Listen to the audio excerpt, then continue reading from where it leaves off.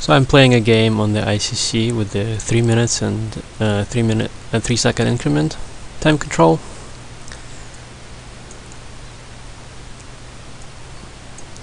I believe increments are generally a good way to go because it reduces the amount of accidental flagging on the last two moves. So here we have a Najdorf variation with the bishop e2 line, and in my opinion this bishop e6 move is a bit of an inaccuracy because it commits the bishop a little too soon. Allows me to attack it with the the pawn advance before.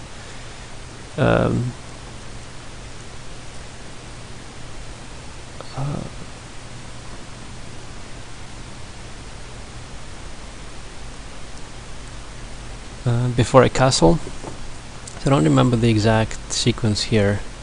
I can try to play a 5 here, I suppose. I can play a 5, he goes bishop c4, I take, I go bishop g5, then he takes on e4, so that doesn't work. I can try to play it a bit differently. What's the other problem with bishop e6? The other problem with bishop e6 is that I can play g4 a little early. Let's try that.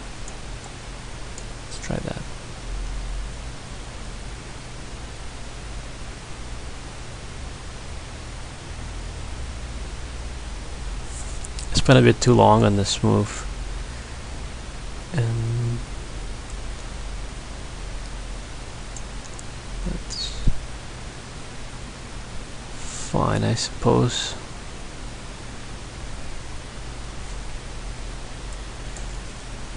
I'm not really sure this is harming me all that much. It's a bit of a strange position. I might be able to plop my knight on d5, and then we'll see where that takes us. The other thing that could happen here is I really want to play bishop d5. I want to play knight d5 here. It's also tempting to play g6 and just knock that base out of his. But then this knight can go back, I guess. Maybe that's not ideal. Interesting.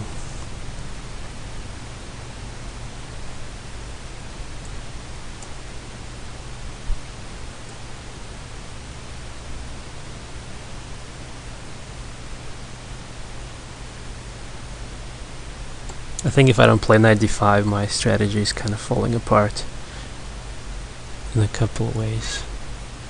I didn't see that. That is a big problem, I think. We'll see.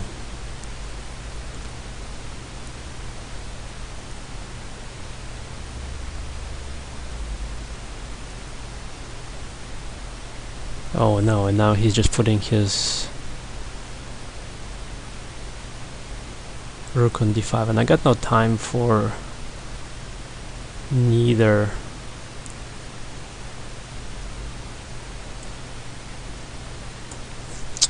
This has really all gone wrong. Oh, and I can't play. Well, let's see. This is turning out really weird because suddenly my king is escaping in this strange direction and just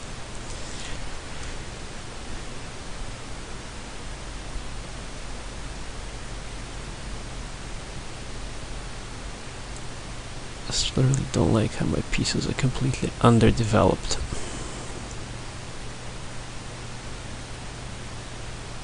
Got a feeling here I should do something with the rook because it really has to come out. Also, at the same time, don't want him to go to the long side.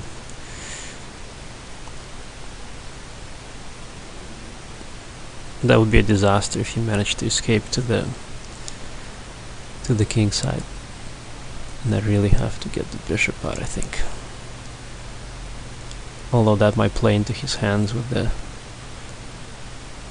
way things are going. Maybe I should play bishop g4 and stick the bishop onto I don't really have even time to make that up.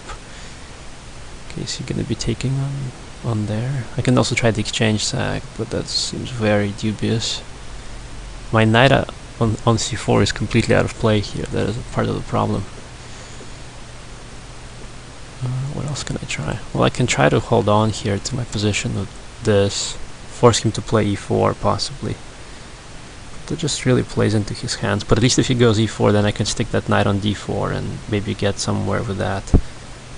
We'll see.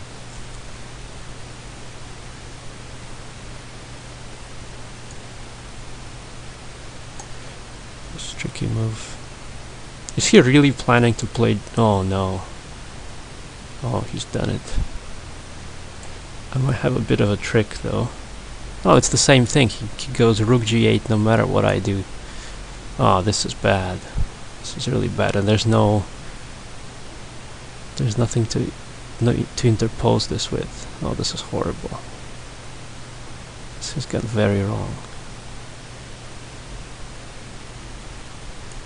Let's try this.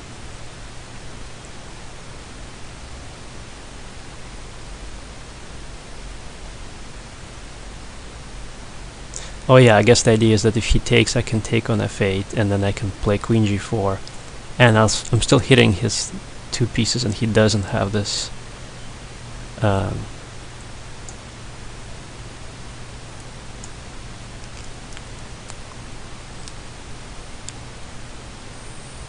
He does not have rook g8, so that's interesting. Although now he's got queen c8, and that's just killing. Queen c6, I mean, that is killing. What else can I play there? Wow, out of the dark I could play knight d4 maybe at some point. This is really going wrong. Well, at the moment I want to just take on g4, so we'll see where that takes us. Oh no, and now I just fell for queen c6. That is bad. But I guess it's not over yet, so we'll see where this takes us. The king, though, is very exposed.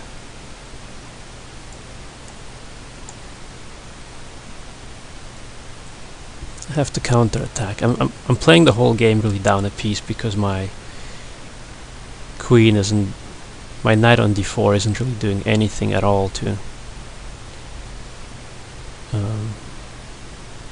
take part in this.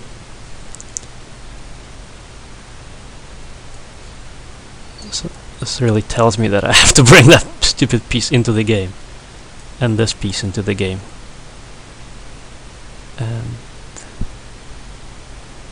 and that is helpful, definitely.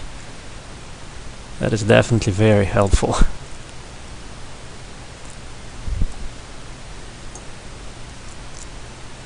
I should have gotten a bit more out of this, I guess.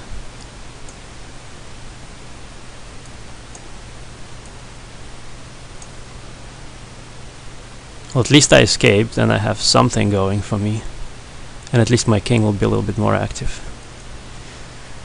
And my rook is definitely more active. So this isn't as bad as it could have been. It's almost a miracle escape, and now with those 3 seconds I can get somewhere. It definitely felt like I had a winning attack there, though. Take it, definitely. And now I should be able to put my rook back on e2 and get somewhere with that. This is not bad. And he definitely cannot do... Well, that pawn is going. That pawn is gone. I don't know how he's gonna stop that pawn.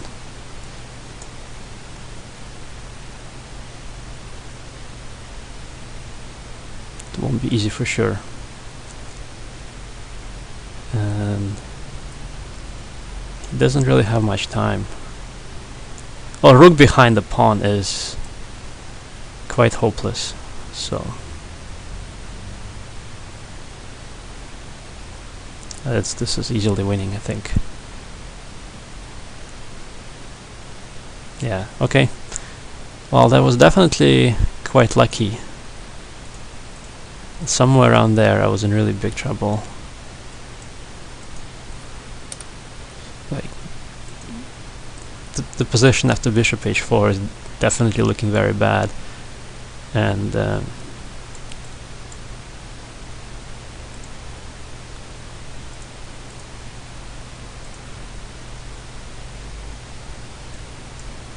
somewhere around here this is looking just completely, like, once he plays pawn to, like, here I have a feeling I'm busted. I might be not, but I think I also overlooked that when he goes g4 I could actually take, because if he takes with the knight I can take in a fade. Oh, but he's got a check here, so I couldn't take it. That's interesting. Anyway, fun game.